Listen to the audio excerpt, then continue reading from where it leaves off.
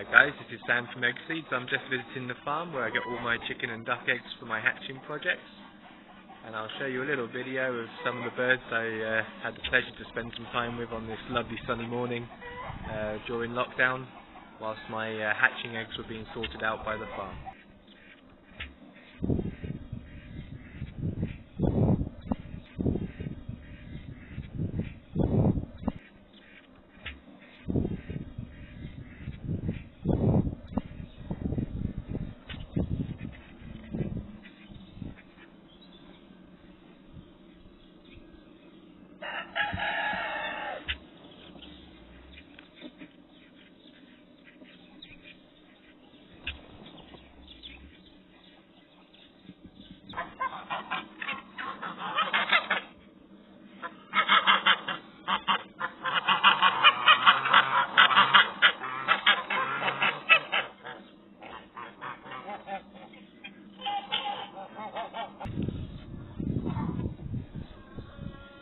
Got some marron cockles.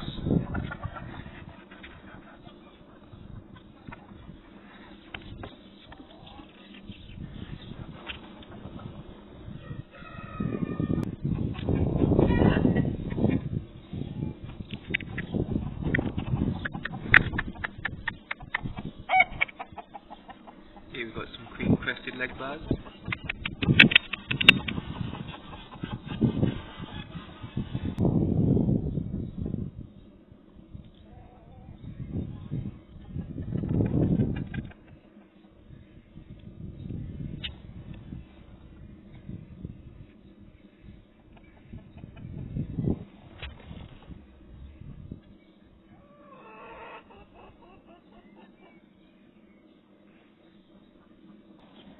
Here's some pekins.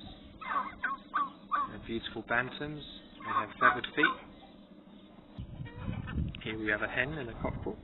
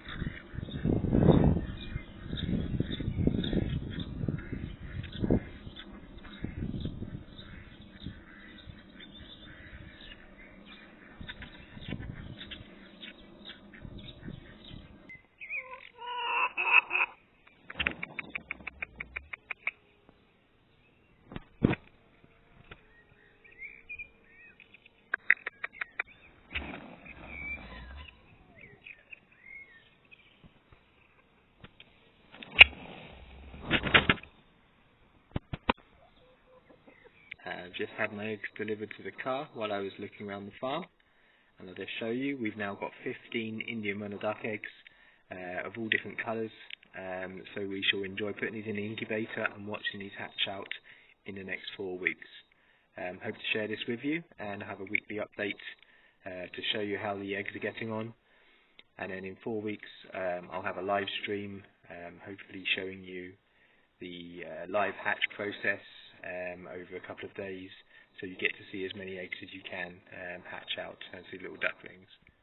Then after that, I'm hoping we will be able to show you their first swim, have them running around the garden, and then I'll bring them back up to the farm where they'll join their brothers and sisters, and then eventually go out on the fields that you've seen today. I'm back at EggSeeds HQ, and the next phase of getting our eggs into the incubator is actually giving them a quick clean. Now I'll show you the process in which we'll do it, and what you can hear in the background is running hot water. I'll just flick the camera around and show you how we go through. So what we do is we will run the hot water over the eggs, taking off any muck that might still be on the outside of the eggs, and then we'll place them in the tray. But the key thing is that the water that you're washing the eggs in is running and is over 41 degrees C. Now 41 degrees C is the temperature in which the egg comes out of the chicken when it's freshly laid. The importance of this is so that when you're washing the egg, the water or bacteria within the water or bacteria on the outside of the shell cannot flow through the water and into the shell through the pores on the eggshell. So we've got the eggs. The eggs are on our right. We'll take them through the running water, which is over 41 degrees C, and then we'll lay them point down on the tray to settle until tonight, and when I'll put them in the incubator.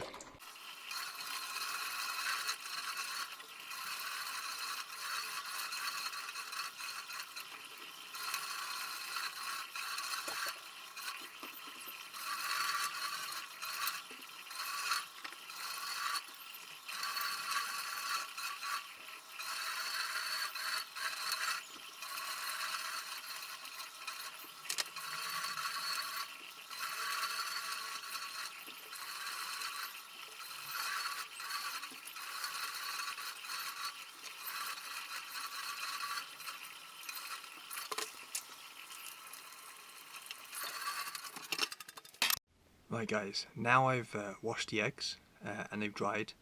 I'm going to leave them to rest until tonight when I will set them in the incubator. But before I do that and get on with setting up the incubator, first I want to check the eggs to see if there's any cracks or issues with the eggs that would mean that I wouldn't want to put that egg in the incubator, as it might let bacteria in or out, or at worst case scenario the egg might explode inside the incubator and contaminate the others. So I'll look for these imperfections first, and I'll do that by candling them. You need a nice dark space, so I've entered my attic as it's bright sunshine outside, as you can see on my face. So once I've closed the door, it'll get pretty dark, and then you'll see a torch come on, and we'll have a look inside all of the eggs just to make sure that there's no cracks on the outside that we can't see with our naked eye. And if there are, we'll discard those eggs and we won't use them in the incubation process. But fingers crossed, managed to travel back with them without doing any damage. Okay, now let's carry on. Okay, now you can see it's nice and dark in here. I'm going to turn the torch on, and I'm going to place the first egg, wide end down, on it. Now inside, you can see there's a yolk. You can see writing on the outside of the egg, but I can't see any cracks. So that's really good. We can add that one in.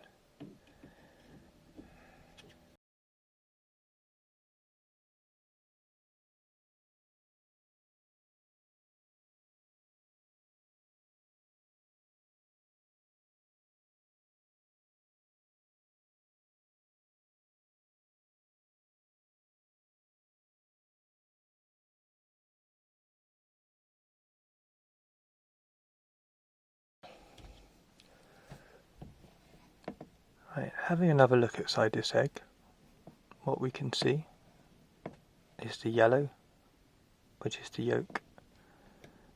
And we can see the beginning of the air sac at the wide end of the egg. If we put the torch the other way through, we wouldn't see as much. So what we've got here is we've got an air sac, we've got a yolk inside. Now all we're hoping for is in a few days' time to see if it's fertilised. Now we've washed the eggs, we've candled the eggs and checked them for any imperfections. We're now going to get the incubator up and running and then check the temperatures and humidities. First I'm going to show you the components. So we've got the incubator base. Inside we have a tray which we'll rest the eggs on later on. That goes on top. Underneath is a sheet that moves left and right. And I'm going to put in an Arcom Digilog 3 thermometer just to help check the machine is running at the temperatures and settings that we set it at.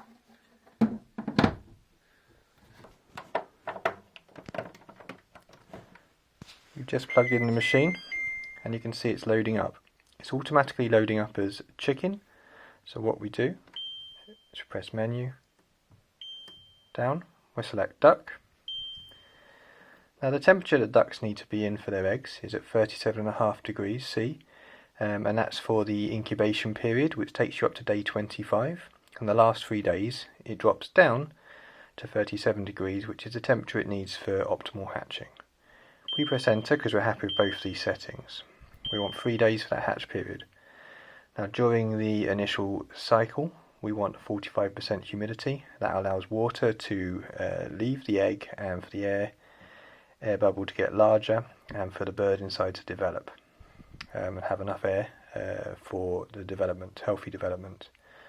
In the last period, in the hatch period, the animal is already developed, and so what it needs is a little bit of additional support to soften that shell so that it can break through, and that's what you find. It goes up to 60% in the last 3 days.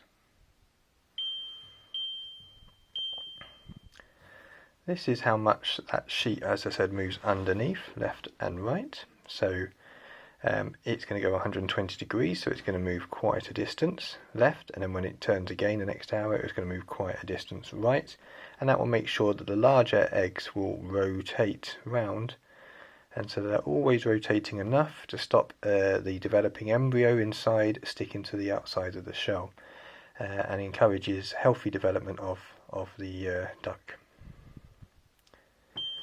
In the last 3 days, it does not need to be turning as the animal is developed, and what it's doing is it's hatching time. So the animal itself is getting itself orientated and breaking through into the air hole and out through the egg. We've got it set as turning every hour. That's automatically decided. We can change it if we want, but we're happy with sticking with the manufacturer's recommendations on this. Now it's starting. What we find is it's everything moved across, and the temperatures on here is it's telling us that the machine is kicking out 38.5 and the humidity is at 34. Obviously we've just turned it on, so the sensors are going to take time to adjust. If I lifted the lid, you can see the sensors adjusting quite quickly. Putting it back down, we can see now that the humidity is still in the 30s, the temperature is a bit below 37, it's going to raise up to 37.5, but we're going to leave it on for several hours until we're ready to set the eggs, and we're going to check the internal thermometer as well and see if we need to do any manual adjustments of the incubator, as we want to give optimal chance for development. One of the other things you'll notice, to get the humidity up, it needs water. We have a water symbol here. We know shortly it's going to give me an alarm, say to add water, because there's no water inside, and we put water in through the water vessel here and we fill it up.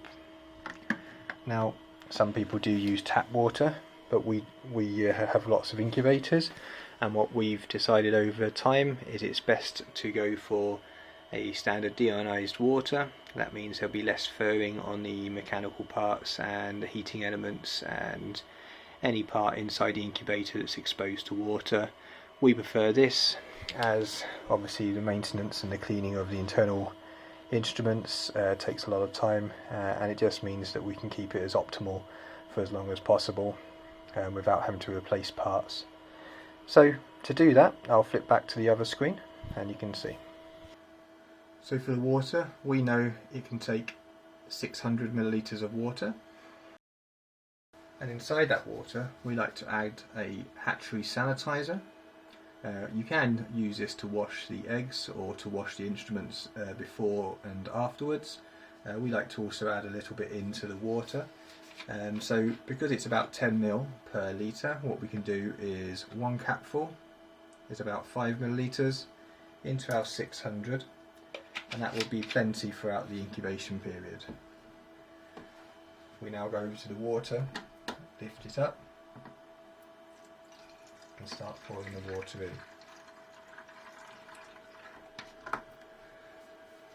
It's just gone midnight, so the eggs have now been resting for just over 12 hours. and because they haven't travelled too far, that's not too bad. The air sac should be nicely positioned at the large end of the egg. Now it's time to number the eggs and set them in the incubator and then leave them alone for a few days.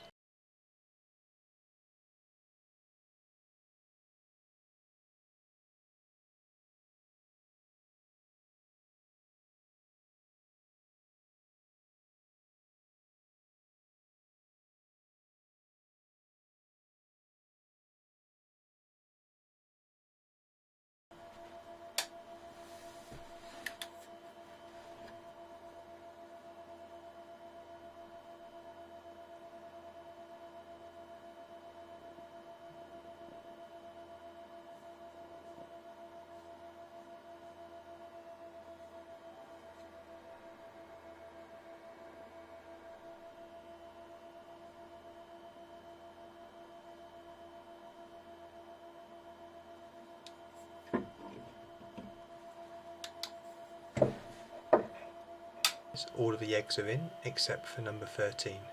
Now as I was doing number 13 I realised on the narrow end a crack had developed, and if bacteria gets in through this and infects the egg, it can develop and cause problems inside that egg, which can explode and cause problems on the other eggs inside the incubator.